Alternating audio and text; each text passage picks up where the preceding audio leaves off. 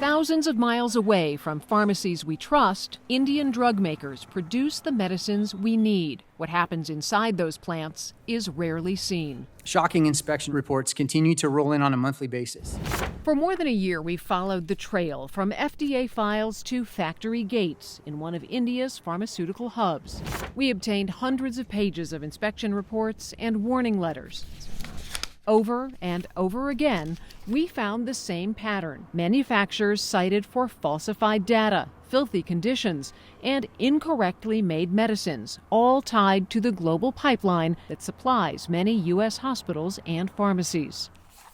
Few know it better than Peter Baker, who handled overseas inspections for the FDA for years. Are you surprised when I tell you that we found company after company concealing evidence, destroying documents, and obfuscating lab information? No, I'm not surprised. That appears to be the norm rather than the exception. The problem that we have is we have high quality on paper, but poor quality in reality. Is that leading to patient deaths? Absolutely, no question.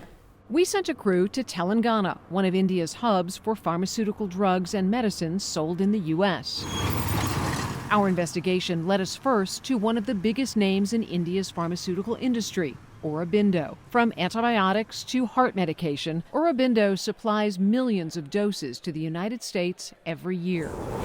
Outside one of their manufacturing plants, our cameras captured workers loading trash bags filled with shredded documents onto a truck. When staff discovered our crew filming, they ordered the footage deleted.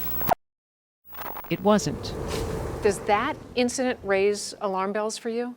Absolutely. That's one of the first things that an FDA investigator will do during an inspection is go to the waste stream. More likely than not, the investigator is going to find documents in there that were relevant to a product that's intended to be exported to the U.S. that's going to demonstrate a problem with contamination, a problem with cleaning, a problem with sterility, or other issues that could cause serious adverse events. He says scenes like this are warning signs of a deeper problem, paperwork that can't be trusted to prove a drug is safe. In less than a year, the FDA flagged Aurobindo's subsidiary, Eugia Pharma, 5 times. Eugia supplies injectable drugs to the U.S. A scathing warning letter revealed falsified records, adulterated drugs, and failure to perform necessary tests. The problems were so bad, the FDA said Eugia cannot ensure the safety, effectiveness, and quality of its drugs. Drugs that our research shows often reach U.S. hospitals and pharmacies. Are the FDA actions having the desired effect? I wish I'd say yes, but no, I don't think so, because if they were having the desired effect, you wouldn't see people shredding documents, making false representations. You would not see that. Dinesh Thakur, a former executive at Indian drug maker Ranbaxy, blew the whistle on data fraud that led to one of the largest criminal fines in pharmaceutical history, $500 million. That was more than a decade ago. You put it all on the line to expose it, and it seems like nothing has happened as a result. I see the same behavior today among other companies. So then I have to ask myself, what has changed? Why is it that these companies continue to do this? And there are only one of two reasons. Either they look at it as cost of doing business, or they don't believe that they'll actually get prosecuted.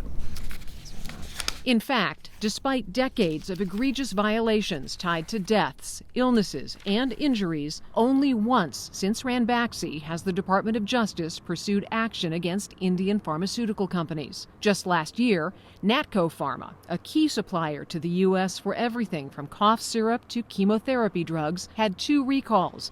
And this summer, FDA violations for altering test results. And it doesn't end there. Dr. Reddy's, Zydus, and Granules all cited for violations for record keeping, from cheating critical tests to keeping inaccurate information and tearing up testing data. What does that tell you when these problems keep occurring over and over again? Is this model that the US FDA uses to enforce, our compliance with the regulations is broken. For those who've seen it firsthand, the failures aren't abstract, leaving inspectors like Peter Baker to confront a harsh reality. It's pretty demoralizing because you know that these products are going to be consumed by people across the world, not just in the US, that are not fit for human consumption. We reached out to all of the companies. The only one to respond was Granules, claiming there was no data destruction and that it had fixed record-keeping protocols. To read their full response, go to spotlightinvestigates.com. For Spotlight on America, I'm Lisa Fletcher.